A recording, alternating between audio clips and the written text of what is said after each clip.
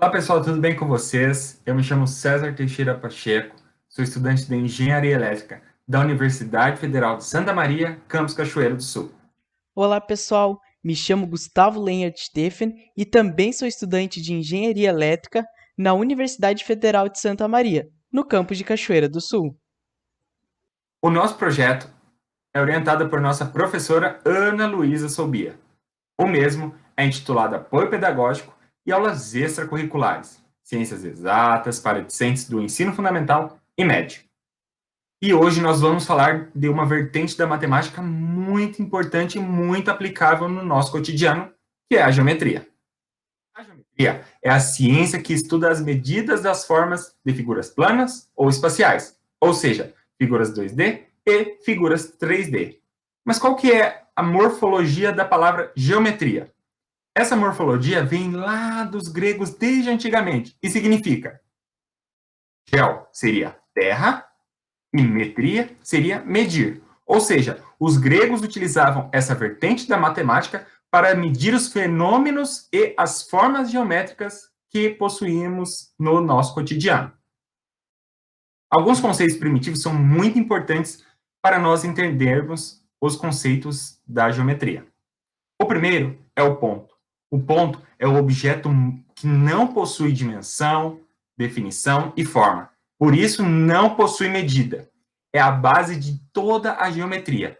Ou seja, todos os objetos, as formas que nós podemos pensar no nosso dia a dia em problemas da matemática são constituídos de pontos.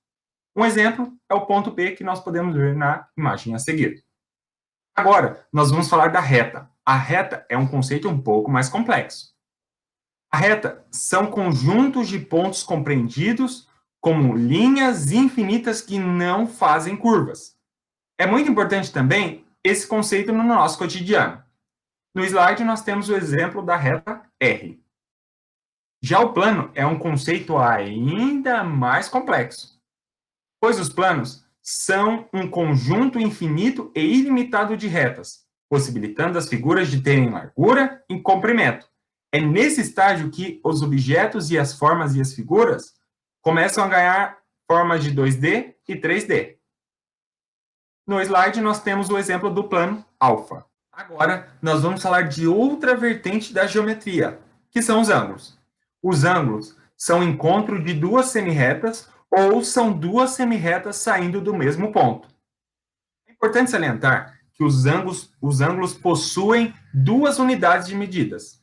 Eles podem ser medidos em radianos ou graus.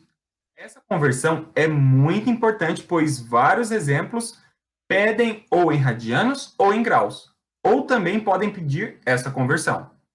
É importante, dentro dessa conversão, que 1π radiano é igual a 180 graus. Outro ponto importante também é a nomenclatura com relação aos ângulos. Dentro dessa vertente da geometria, possuem 4 tipos de ângulos. O primeiro seria o agudo, que é o ângulo que varia de 0 graus até 90 graus.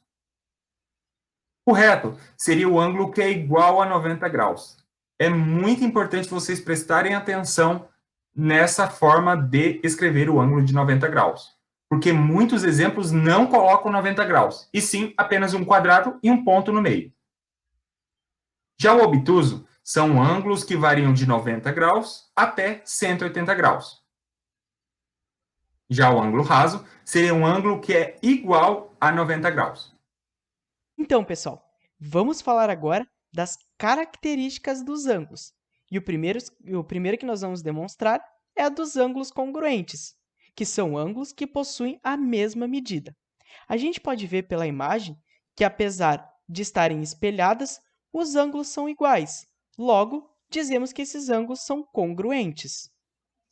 Temos também os ângulos complementares, que quer dizer que a sua soma é igual a 90 graus.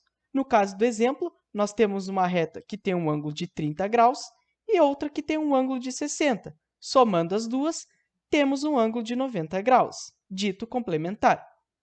E, além disso, temos também os ângulos suplementares, que, quando somados, medem 180 graus, Como a gente pode ver pelo exemplo, temos uma reta com um ângulo de 135 graus e outra com 45.